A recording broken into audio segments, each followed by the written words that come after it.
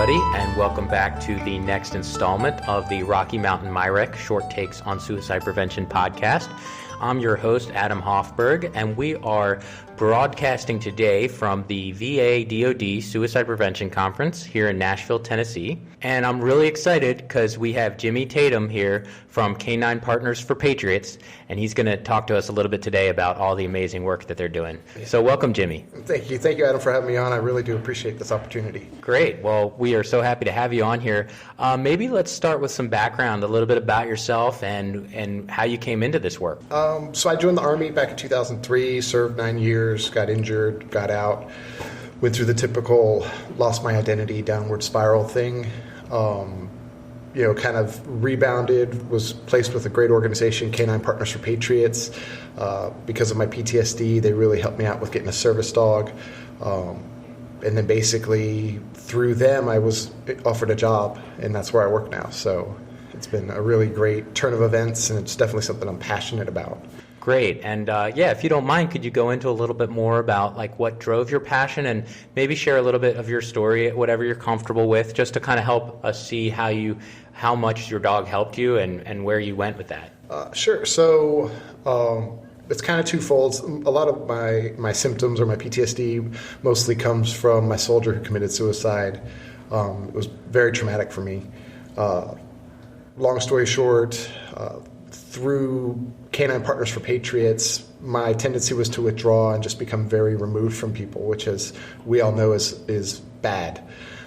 So Canine Partners for Patriots, their whole organization kind of goes through the mantra of, we're going to do this together. So 1 day a week, I had to go to training with them. It brought me into a small group of veterans who I felt safe and secure with. And basically, by putting one step in front of the next, I was able to come out of this withdrawal state, kind of go back into the public society. I had a dog, which was great, but it was really more just someone was depending upon me. This dog needed food, shelter, all these things, and it was no longer just me. It was a much bigger picture, which I think for service members, we kind of need that. We need to know that we're being depended upon for something, because when you get out, it feels like there's no one around. There's no one who needs me, and if I don't go out and talk to someone, no one's going to come up and talk to me. And those feelings of isolation can just further put you down the hole where you think suicide might be the only way out, which it's not. Mm-hmm. Yeah, I hear that theme coming up, and I'm glad that you're really helping break that down for us, this kind of difficulty with transitions and finding new meaning and new purpose after the military. Could you say a little bit more about that? Sure. I think coming out of high school and joining the military right away is great for anybody. However, college years are typically when most people find their identity. So for an 18-year-old to go into the military, your identity becomes the uniform. So every day you wake up, you do PT, you're with your guys, you're doing your job, your duty, you deploy, you come back, and then either the Army says, hey, you're hurt, we can't use you anymore, or you just choose to get out.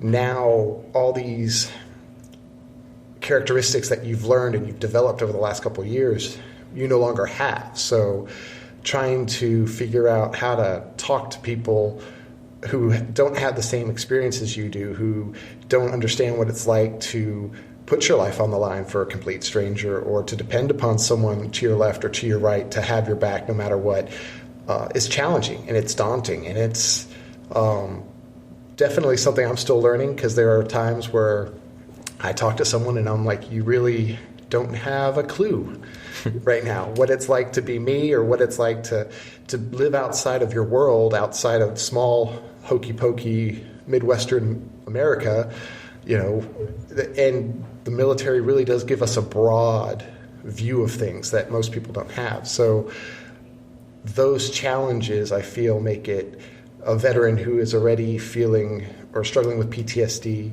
or all these other stigmas that now are getting thrown upon the veteran community, like, oh, you have PTSD, we can't talk to you, or you're going to get triggered and come in here and shoot. Like, it really drives the veteran, I feel, into this hole to where he feels like there's no one he can talk to, or no one he can depend on, or he just doesn't have an out.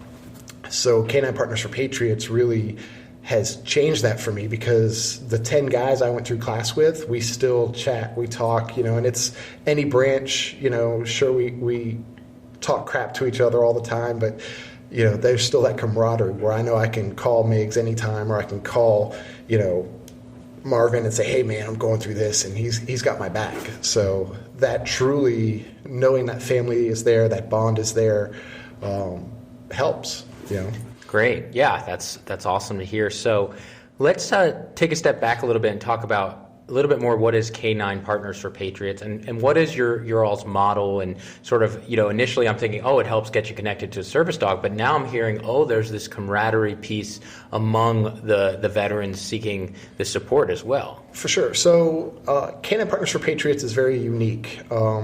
Mary Peters, who's the founder, she is amazing. She brings you in, gives you a giant hug, and she's like, your family. From this point on, your family. So one of the cool things is we take any veteran from any service era, so it could be Vietnam, Korea, World War II, as long as you are PTSD, military sexual trauma, or TBI.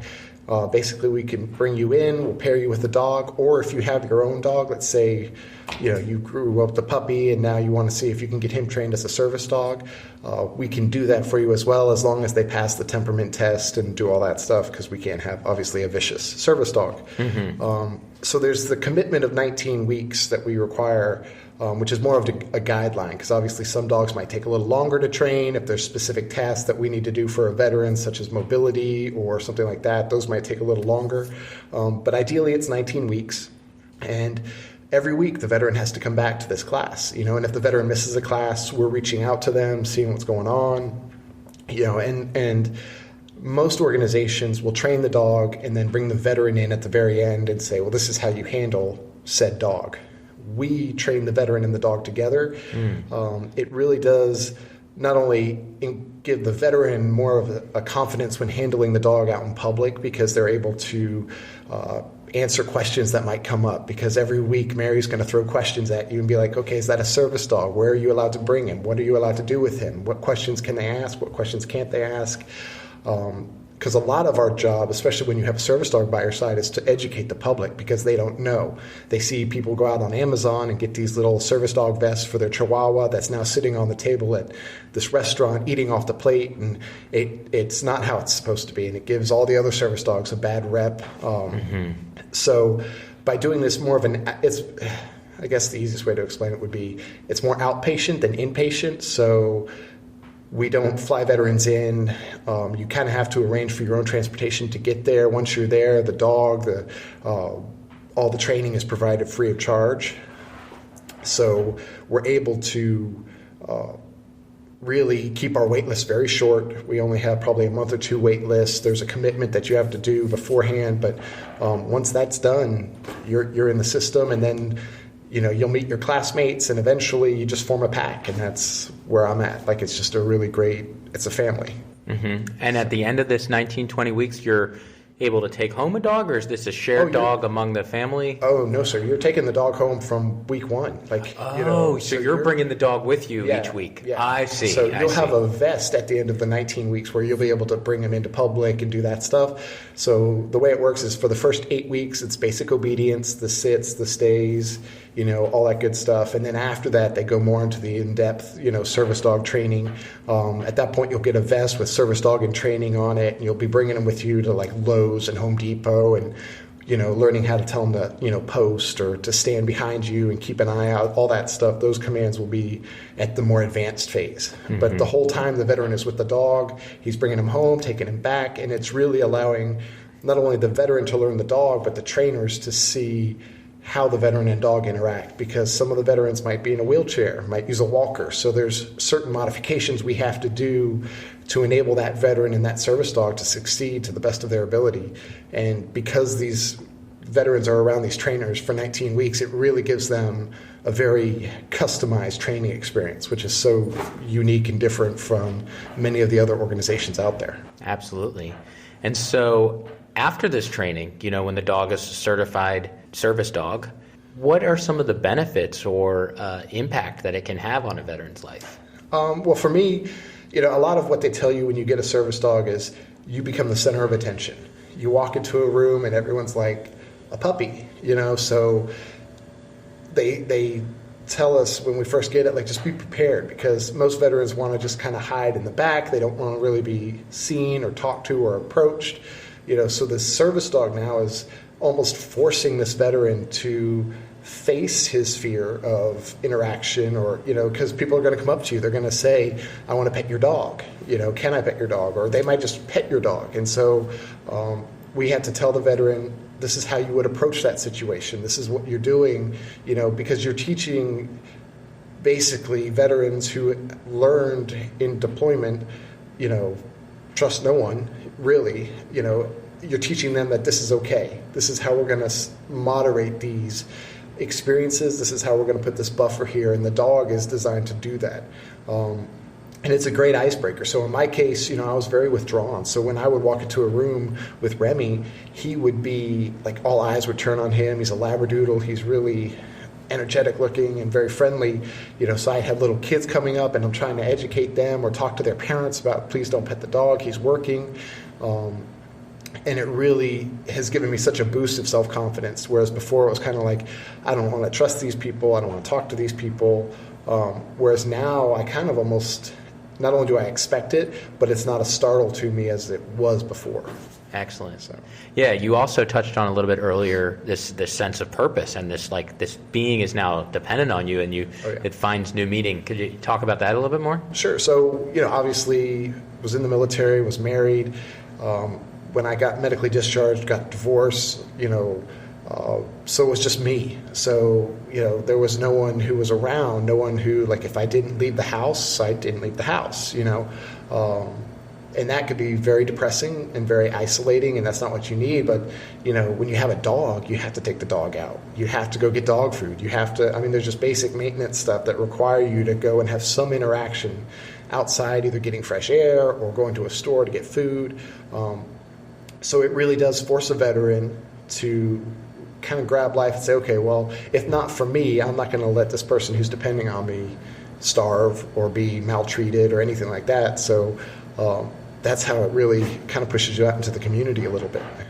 That's so nice. That's really nice. And, I have a pet dog at home, so not quite the same, but totally can get on that level where the dog helps kind of give you that extra motivation to stay active. And of course, physical exercise also has its own benefits too. For sure, and there's never a dog, like, you can talk excited to a dog and they're just ready to party. They don't care, but I found, especially with Remi, like, he's helped me with my nightmares, with my sleep. Like, there's just so many things that I've benefited from. Dogs are miracles.